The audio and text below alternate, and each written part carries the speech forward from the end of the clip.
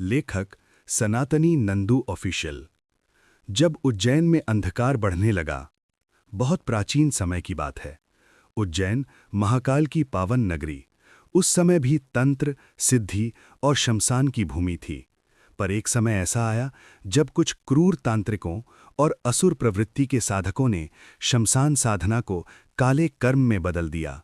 वे प्रेतों को बुलाने लगे, मृत आत्माओं को बांधने लगे और मासूम लोगों को पीड़ा देने लगे। रात में शिप्रा नदी के किनारे चीत्कारें सुनाई देतीं, बच्चे डर से कांपते और गांवों में अकाल व रोग फैलने लगे। तब स्वयं महाकालेश्वर ने ये देखा। अध्याय 2। महाकाल का निर्णय। महाकाल जानते थे, हर समस्या का समाधान स्वर्ग से नहीं आता, कुछ शक्तियां शमशान से ही जन्म लेती हैं। महाकाल ने कहा, जो शक्ति मृत्यु के बीच जन्म ले, वही मृत्यु पर शासन कर सकती है। अमावस्या की रात्रि थी, भस्म आरती समाप्त हो चुकी थी, शमशान की चिताएं जल रही थीं। तभी 3 चिताओं की अग्नि अपने आप एक साथ उठी। अध्याय 3। उज्जैन में मेलड़ी माता का जन्म। उस अग्नि से एक तेज प्रकाश निकला। धीरे धीरे एक स्त्री स्वरूप प्रकट हुआ। ये किसी गर्भ से जन्म नहीं था, ये अग्नि, भस्म और महाकाल की आज्ञा से अवतरण था। उनकी आंखें लाल नहीं, बल्कि न्याय की ज्वाला से भरी थीं। उनका शरीर धूसर काला, बाल खुले हुए और चेहरे पर भय नहीं, बल्कि असीम शक्ति थी।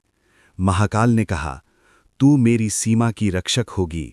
जहां जीवित और मृत मिलते हैं, वहीं तेरा स्थान होगा। तभी उनका नाम पड़ा मेलड़ी। मेल यानी सीमा, मिलन, रक्षा। अध्याय 4। शमशान की देवी क्यों बनी।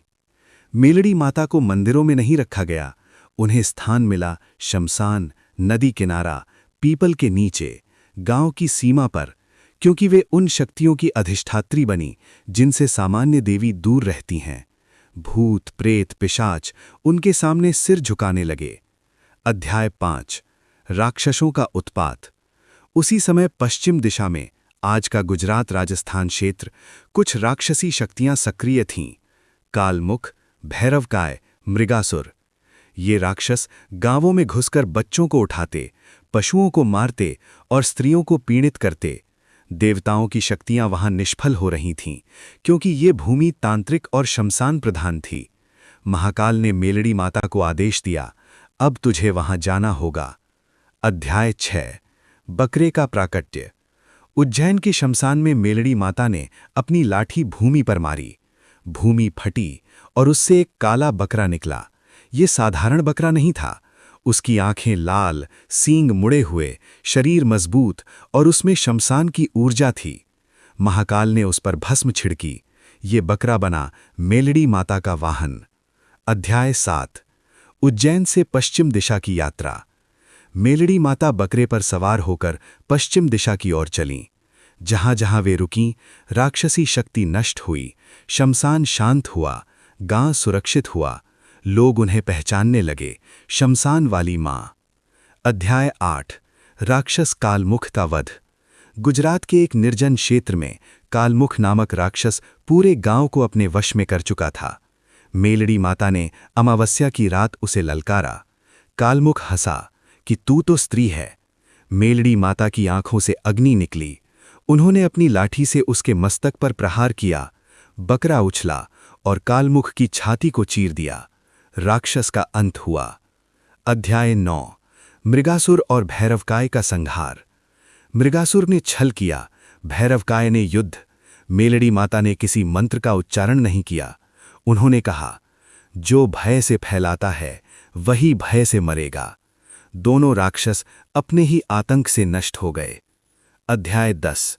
गुजरात में स्थायी वास। राक्षसों के वध के बाद मेलड़ी माता ने गुजरात की भूमि को चुना, क्योंकि यहां तंत्र अधिक था, सीमाएं असुरक्षित थीं, लोगों को रक्षक चाहिए थीं। इसलिए आज मेलड़ी माता के अधिकांश स्थान गुजरात में मिलते हैं। अध्याय 11। बकरे की पूजा क्यों। बकरा अहंकार का प्रतीक, नकारात्मक ऊर्जा का वाहक। बकरे की बलि का अर्थ अपने अहंकार, रोग और भय का त्याग। ये हिंसा नहीं, ये तांत्रिक प्रतीक है। अध्याय 12। शमशान पूजा का रहस्य। मेलड़ी माता कहती हैं, जो मृत्यु से डरे वो जीवन नहीं समझ सकता। शमशान पूजा इसलिए ताकि भक्त भय से मुक्त हो सके। अध्याय 13।